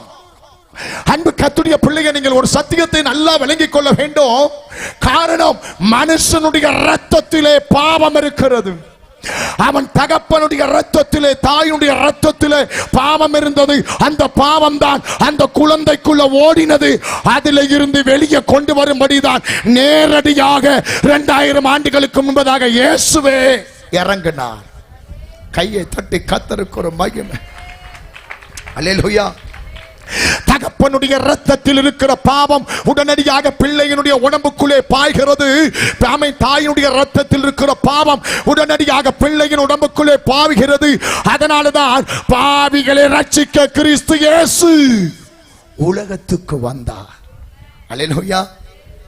அனுபடியினால் மனுஷனுடைய ஒவ்வொரு ஜென்ம சுபாவத்துக்குள்ளேயும் பாவம் இருக்கு. அதனாலதான் நாளைக்கு நான் ஒன்னொன்னா வசனத்துல உடைக்க போறோம். ஜெபத்துல ஒன்னொன்னா ஆண்டு காட்ட போறாரு, எதையெல்லாம் உடைச்சு நம்ம வெளியே வர வேண்டும். அல்லேலூயா. அருமையான கர்த்தருடைய பிள்ளைகளே, ஆண்டுடைய நாம மகிமைக்காக அதான் வேதம் சொல்லுகிறது, அவராலே அன்றி. அல்லேலூயா. இந்த கூட்டத்தின் நிமித்தமாக இயேசு கிறிஸ்துவை நாங்கள் உங்களுக்கு இன்னும் அதிகமாய் ஏன் அறிமுகப்படுத்துகிறோம் என்றால், ஆமென், குச்சிப்பாரவளை கிராமமே, ஏன் வருஷம் வருஷம் இந்த கன்வென்ஷன் மூலமாய் இயேசுவை நாங்கள் உங்களுக்கு அறிமுகப்படுத்துகிறோம் என்றால், அவராலே அன்றி உங்களுக்கு ரட்சிப்பு இல்லை, அவராலே அன்றி உங்களுக்கு மீட்பு இல்லை, அவராலே அன்றி உங்களுக்கு விடுதலை இல்லை, அவராலே அன்றி உங்களுக்கு மன்னிப்பு இல்லை. கர்த்தருக்கு ஸ்தோத்திரம். அல்லேலூயா. அதனாலதான் பழைய ஏற்பாட்டில் ராஜாக்களை ஏமாத்தி விட்டார்கள், நியாயாதிபதிகளை ஏமாத்தி விட்டார்கள், ஆசாரியர்களை ஏமாத்தி விட்டார்கள், தீர்க்கதரிசிகளை ஏமாத்தி இவர்களுக்கு கீழ்ப்படியாமல் போன போது அவரே மனித அவதாரம் எடுத்து இந்த உலகத்துக்கு வந்தார். அல்லேலூயா. எத்தனை பேர் சத்தமா கையை உயர்த்தி ஒரு அல்லேலூயா சொல்லுங்க, அறிக்கைப்படுங்க. இன்றைக்கு நீங்கள் ரட்சிக்கப்பட வேண்டுமானால் இயேசு என்கிற நாமத்தை உங்க வாயில உச்சரிக்க வேண்டும். வர மாட்டேங்குது என்ற தெய்வமே, நான் எங்க போய் சொல்ல? இன்றைக்கு நீங்கள் பாவ மன்னிப்பை பெற்றுக்கொள்ள வேண்டுமானால் இயேசு என்கிற நாமத்தை வாய் திறந்து உச்சரிக்க வேண்டும். இன்னைக்கு நீங்க விடுதலையை பெற்றுக்கொள்ள வேண்டுமானால் இயேசு என்கிற நாமத்தை உங்க வாயினால் உச்சரிக்க வேண்டும். ஆமென். இன்னைக்கு நீங்க மீட்பை அடைய வேண்டுமானால் இயேசுவின் நாமத்தை வாயினால் உச்சரிக்க வேண்டும். உங்க கணவனும் மனைவி பிள்ளைகளும் அந்த பாபிலோனிய வல்லமையிலிருந்து இன்றைக்கு ராத்திரி இயேசுவின் நாமத்தினால் வெளியே வர வேண்டுமானால் கைகளை தட்டி இயேசுவே என்று உச்சரியுங்கள். காதுள்ளவன் உச்சரிப்பான், காதில்லாதவன் வந்த மாதிரியே போவான், மறுபடியும் வந்த மாதிரியே போவான். ஒரு சரியான ஒரு சரியான ஒரு பெந்தகோஸ்தே விசுவாசி ஒரு பிரசங்கம் கேட்டாலே அடுத்த பிரசங்கத்துக்கு வர்றதுக்குள்ள வாழ்க்கையில ஜோதி தோன்றணும். ஆமென். அப்படின்னா நீங்க உள்ள வந்திருக்கீங்கன்னு அர்த்தம். நீங்க வசனத்துக்குள்ள வந்துட்டீங்க, செய்திக்குள்ள வந்துட்டீங்க. அந்த வார்த்தை உங்களுக்குள்ள வேலை செய்துன்னு அர்த்தம். நமக்குள்ள இருக்கிற பெரிய தவறு என்ன தெரியுமா? பல ஆயிர கூட்டங்கள் நடத்தினாலும் நமக்குள்ள இருக்கிற மாற்றம் இல்லாத ஆமென் தன்மைதான் அது மிகப்பெரிய குற்றமும் தவறுமாய் காணப்படுகிறது. அல்லேலூயா. ஒரு நாள் வரப்போகிறது, வானோர் பூதலத்தோர் பூமியின் கீழானோர் யாவருடைய முழங்காலும் இயேசுவுக்கு முன்னால முடங்கும். ஒரு நாள் வரப்போகிறது, வானோர் பூதலத்தோர் பூமியின் கீழானோர் யாவருடைய வாயும் இயேசுவே இயேசுவே இயேசுவே என்று அறிக்கை செய்யும். ஏனென்றால் இது கடைசி காலத்திலிருந்து வருகிற சத்தம். அவளை விட்டு வெளியே வா, அவள் பாவங்களுக்கு உடன்படாதே.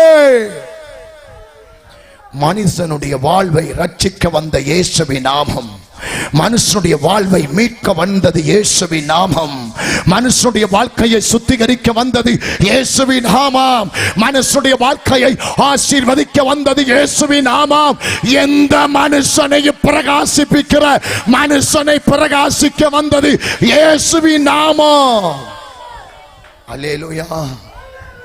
இனி காலம் செல்லாது. பாவத்தை விட்டு உடனடியாக வெளியே வர வேண்டும். இனி நீங்கள் தீமையை விட்டுதான் ஆக வேண்டும், அசுத்தத்தை விட்டுதான் ஆக வேண்டும். மற்றவர்களுக்காக வாழக்கூடாது, இனி இயேசுவுக்காக நீங்க வாழ்ந்துதான் ஆக வேண்டும். அல்லேலூயா. வேத வசனத்தின்படி பாபிலோனிய வல்லமை என்பது பாவமாக இருக்கிறது. அல்லேலூயா. பாபிலோனிய அந்த சக்தியினுடைய அந்த பாவத்திலிருந்து நீங்க வெளியே என்ன செய்யணும்னு சொல்லுங்க, வர வேண்டும். அல்லேலூயா. கர்த்தருக்கு ஸ்தோத்திரம். கொடுக்கப்பட்ட நேரம் எக்ஸ்ட்ரா ஒரு 5-10 நிமிஷம் எடுத்துட்டேன், மன்னித்துக் கொள்ளுங்கள். கர்த்தர் உங்களை ஆஸ்வதிக்கணும். எனவே வெளியே வாருங்கள் என்கிற இந்த செய்தியினுடைய முதல் பகுதியை ஆமீன் அந்த முகவுரையை கர்த்தர் தந்திருக்கிறார். தொடர்ந்து நாளைக்கு முடிந்த அளவு நேரத்தோடு வாங்க. ஆமீன். 2 நாட்கள் மீதம் இருக்க 2 நாள் இந்த செய்தி கம்ப்ளீட் பண்ண போதாது. முடிந்த அளவுக்கு ஒத்துழைப்பு கொடுப்போம். அநேக செய்திகளை வசனங்களை கேட்டு ஒன்னொன்னாக உடைத்து நம்முடைய சந்ததியும் குடும்பமும் சபையும் அதிலிருந்து இந்த பகுதியும் வெளியே வர கர்த்தர் நமக்கு அனுகிரகம் பாராட்டுவாராக. அல்லேலூயா. சொல்லுங்க பார்க்கலாம்.